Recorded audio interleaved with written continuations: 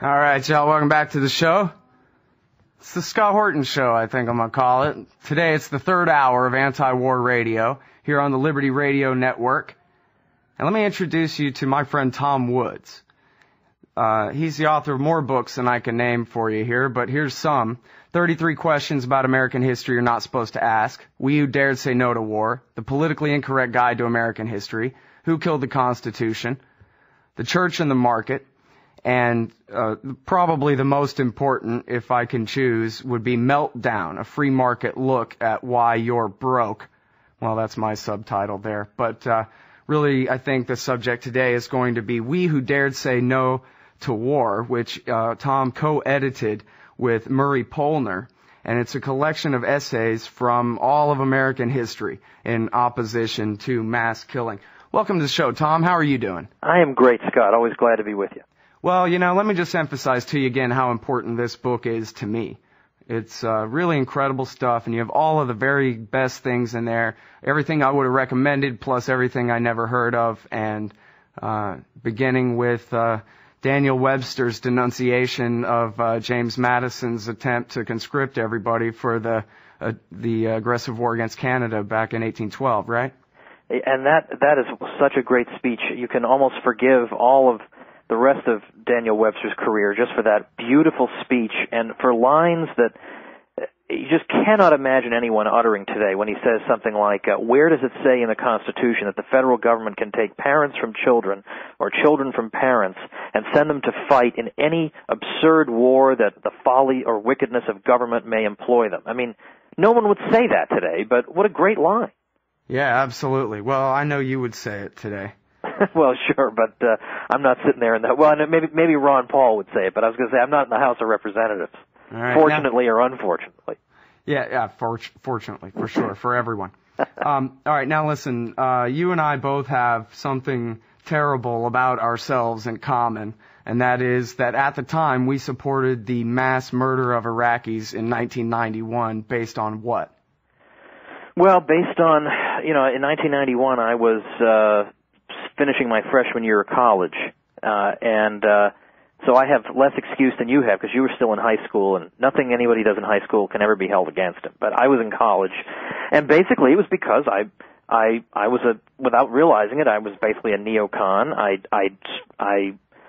sort of liked Rush Limbaugh, and I didn't like the liberal, I didn't like Mike Dukakis. I didn't like all the people I was told to dislike. Now, some of those people I was told to dislike, I still dislike. Like, they were wrong. But I sort of thought to myself that, if you're not some kind of commie, then you support American foreign policy. I mean, what's the matter with you? It's the military, it's the flag, it's what made this country great. I mean, it was every bit of propaganda that we were all taught, I absorbed it. I mean, I didn't believe the propaganda about taxes and capitalism. So I had some independent thinking. But when it came to the military, well, for some reason, everything I believed about government, and they're liars, and they're incompetent, and they're evil, that just went out the window. So whatever the Pentagon tells me, I'm going to believe that, and I'm going to dig up evidence to support them. Even after they've abandoned some of their lies, I'll still be out there trying to justify them. Things that people do for the Iraq and Afghanistan wars today. That's what I was doing back then. But what hit me one day was I just, when I observed how this war went on, and we got the impression that that we got a very sanitized view of this war, right? That, that our guys were hardly affected by it, and that's basically true, and that we had all these smart bombs, and so they were just attacking the military installations, and it was just super. Well, number one, we now know that that the smart bombs weren't so smart. We know that the Patriot missile, that was a whole lot of propaganda. The Patriot missile is actually extremely inaccurate and did a lousy job, contrary to what we were told about that. But in particular, what I just remember are images or just stories of retreating Iraqi soldiers. I mean, a lot of whom are just kids who've been, who are in the army because this is what they're forced to do, and they're just scared kids trying to surrender and basically getting napalmed and killed in mass numbers. Just a slaughter of people. And even though, and obviously there were civilians killed, but even though these soldiers were soldiers and therefore by the rules of war they're legitimate targets, well, they're still human beings, and you kill them and you've created widows and orphans in some cases. And so it still seemed to me like this requires some kind of moral justification. And it just seemed grotesque to me that I don't know how many, it was 150,000 or more people killed in this war, and we're having these big parades in our first world country back home while we've just created a third world country in the Middle East that had been a reasonably flourishing, sophisticated country with a pretty good healthcare system, reasonably decent civil society. As long as you stay out of Saddam's way, you could live a decent life in that country. That was destroyed. And I thought, what are we doing, waving our stupid little yellow flags, got yellow ribbons, and we've got Bob Hope specials celebrating what seemed to me to be a slaughter. But yet I still felt like, well, the U.S. government did it. It's got to be right. And I went to one of my professors. And one of my professors was one of these liberal New Republic types who supported the war, even though he was on the left. And I said to him, how can we justify this? I mean, this is an unbelievable amount of killing. Like, how in the world, there was no other way to solve this problem? How can we justify this? And he could not give me an answer. He started yammering on about oil and stability and whatever. And I thought, you're going to tell me this? You're going to give me words that somebody studies in international relations class, and that's what you're going to put on the face of this thing? But it wasn't for a few more years that I finally just decided, if this government is run by liars and thieves and killers, and I don't trust a word they say on anything else, then I'm not giving them the benefit of the doubt when it comes to their monopoly on the use of military force. I'm just not going to do it. And I don't believe that that's anti-American in any way. Excuse me. And so basically it was that. It was just thinking over and mulling over, can I justify this? Can I think of any moral justification for doing this over something about some dispute that Saddam Hussein has with the Emir of Kuwait? I mean, come on. All right, well, let me fit my mea culpa in here. I was in 9th grade, and I just had the typical, adolescent, I like explosions because they're cool looking kind of thing going on there. And Iraq, to me, was nothing but a shape on a map. It wasn't a place where, if you were there, it would seem like the earth was flat and you were standing on top of it just like anywhere else, and there are people walking around and that kind of thing. That didn't even exist to me at all. And what cured me was, 1, George Carlin, and 2, the very prettiest girl, so way too good for me by a million miles, at my high school, said, "Oh, that war was a farce, a slaughter." And I said, "Oh, I have to stop." And then I guess I saw George Carlin after that, and he explained, I don't get all choked up about yellow ribbons and American flags. I consider those to be symbols, and I leave symbols to the symbol-minded, he said. Yeah, that's good stuff. And you can't say these things because you're not, you're with the terrorists, you're with the, that is so unbelievably juvenile that I'm you can't even acknowledge it. But now hold it right there, Tom. Everybody, I'm talking with Tom Woods, Mises Institute scholar, co-editor of We Who Dared Say No to War. We'll be right back after this break. All right, y'all, welcome back to the show. It's Antiwar Radio, the third hour, for the first time here on the Liberty Radio Network. Thanks again to Mark and Ian and the whole Free Talk Live circle of friends, or whoever you people all are, who help make all this possible, especially Ian, of course. And back to my friend Tom Woods on the phone. He's, of course, a scholar at the Mises Institute and the author of a great many books. We're discussing today, we're using as a basis of discussion, at least today, the book he co-edited with Murray Polner called We Who Dared Say No to War, a chronicle of the very best American anti-war writings from all of our history. And our history is what I want to ask you about now, Tom. Kelly Vlahos has an article today on antiwar.com called Reflections on Rolling Thunder. She went and covered this event in Washington, D.C. yesterday for Memorial Day. And she writes here that, quote, "Except for a few stray years after Vietnam, war is and has been the apotheosis of what it means to be an American, the lifeblood of our collective experience, the test of our strength of a nation. It's a religious experience, one that demands sacrifice and unconditional faith and a set of beliefs. it provides idols and saints and holy days too. And she's really hitting on the importance of war in the civic religion, such as it is in our country. And it seems to me, Tom, that the more war we wage, the less Bill of Rights we have. And that without the kind of ancient history that ties people together in countries around the world, what we have in common, I thought, was the Declaration of Independence and the Bill of Rights, that we all commonly agree to those things as the bottom line, no matter what. That's our social compact. That's what makes us Americans. But instead, we don't believe in the Declaration of Independence, and we don't believe in the Bill of Rights anymore, and it seems like all we have left is a ring of fire to believe in. I mean, for example, we've talked in the past about the fact that you're flying cross country and there's some military people on the plane and that gets announced and everybody applauds. Everybody applauds, even the people, there have to be people on that plane that oppose the war, right? But they applaud anyway. So in other words, okay, I might oppose this particular war, but the idea, the institution is still good, even though almost just look back consistently at the interventions.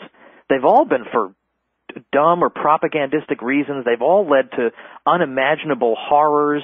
I mean, just the very idea that a politician utters the word war and then all moral rules just fall aside. Well, it's war. It's war. That's an answer to moral questions, that suddenly what would otherwise have been murder just becomes public policy, and everybody just accepts this. And so, and it seems like just the other day, it was Memorial Day. We went to play mini golf. If I had been active duty or retired military, I would have played free mini golf. Now, I mean, it seems to me, why is this one profession honored above all others? It's because people still have this lingering sense of two things. One, that the military really is all about defending them, and that without them, we'd all be speaking Japanese or something. But the second thing is that they believe this pernicious idea that we are the government, this old Rousseauian idea that there is no separating the people and the government. They are the government, that whenever the government does something to you, it's really you doing it to yourself. This is the sort of civic myth that keeps the thing going. It's all us. We are the government. Barack Obama is us. And so if we are the government, then, well, the government's shock troops, the military, that's really we. That's us. Yeah, Woodrow Wilson, they identify themselves with it. Woodrow Wilson, when he signed the Conscription Act for World War I, he described it as the American people volunteering at once en masse. Yeah, how creepy can you get? I mean, this should be, if you really were like a really old-timey conservative of whom there are only a handful left, you would be appalled and creeped out by that type of language. Whereas instead, that type of language that would have been viewed as leftist and revolutionary in the old days is held up as pure 100% Americanism by the neocons today. Yeah, afraid so. Well, so where does that leave us? This is what they say, that, weapons of mass destruction was the smoke screen. What they really wanted to do was wage war for war's sake, because that's what they call national greatness, is, this is what defines us. This is what William Crystal and all these weirdos believe. Well, it's not lamentable that this is what we all have in common. It is what's good about us. Carpet bombing. And don't forget that, I don't know how you can rank in terms of insanity and evil the things that Jonah Goldberg says, but I'll never forget his statement back around 2002 or 3 or 4, that, look, the fact is, going to war with Iraq, that's what we have to do, because we all know we got to go to war with somebody, and every once in a while, we got to just pick up some piece of crap little country and throw it against a wall to show it we mean business. Yeah, paraphrasing Ledeen. That's the Ledeen doctrine, as reported by Jonah Goldberg there. And notice it doesn't mention anything about widows and orphans.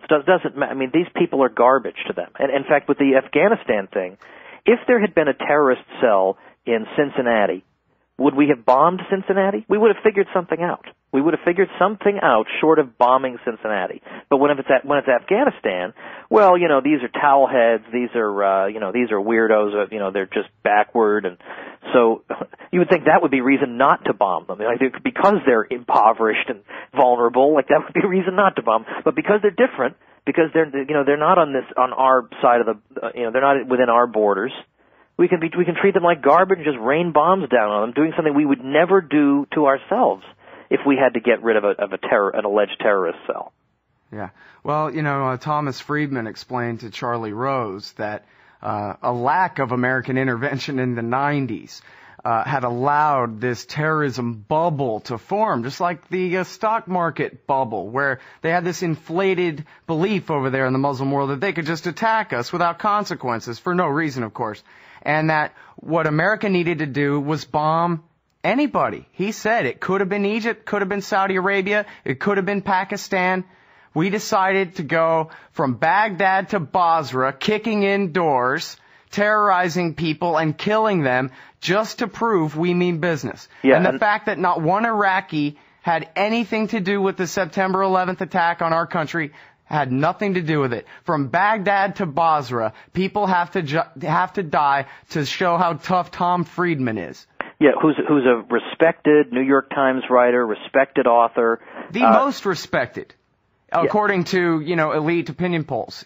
Yeah, and that makes you respected. But if you are consistently against this and you say, I'm sorry, there is no cause that can justify this type of evil, then you are the crank, the extremist, the dreamy idealist, the whatever. You got to be more like Tom Friedman, Scott. Yeah. Well, Chris Floyd wrote a great piece back then called Bush's Alderaan, and it was about how, Afghanistan is too remote to make an effective demonstration, but don't worry, we'll deal with your rebel friends soon enough, which of course they never did get around to killing Ayman al-Zawahiri, not to compare him to Luke Skywalker or anything. And then they went ahead and they blew up Alderaan, Iraq, to make an example where people could really see it, where there were actually buildings tall enough that it would be impressive to destroy them with bombs, whereas there was basically nothing to bomb in Afghanistan. And then meanwhile, these people say you're soft on terrorism if you don't support the war in Iraq. Well, leaving aside the whole war on terror stuff, what in the world did that even have to do with the war in Iraq? I mean, nobody believes that stuff anymore. There was a Al-Qaeda tie. Even if there was an Al-Qaeda tie, does that justify displacing 4 million people, killing who knows how many hundreds of thousands of people? Like, there's no other way other than this. I mean, you cannot. I cannot believe that a civilized person goes along with this. But you wave a few flags, you sing some songs, and apparently people will believe anything, and then talk about how wonderful, great Americans they are. As I've said before, Scott, bankruptcy will be the best thing that ever happened to this country. Yeah, hear, hear. All right, well, the book's Meltdown, and We Who Dared Say No to War. Thank you very much for your time on the show today, Tom. My pleasure, Scott. Everybody, the great Tom Woods from the Mises Institute. We'll be right back after this.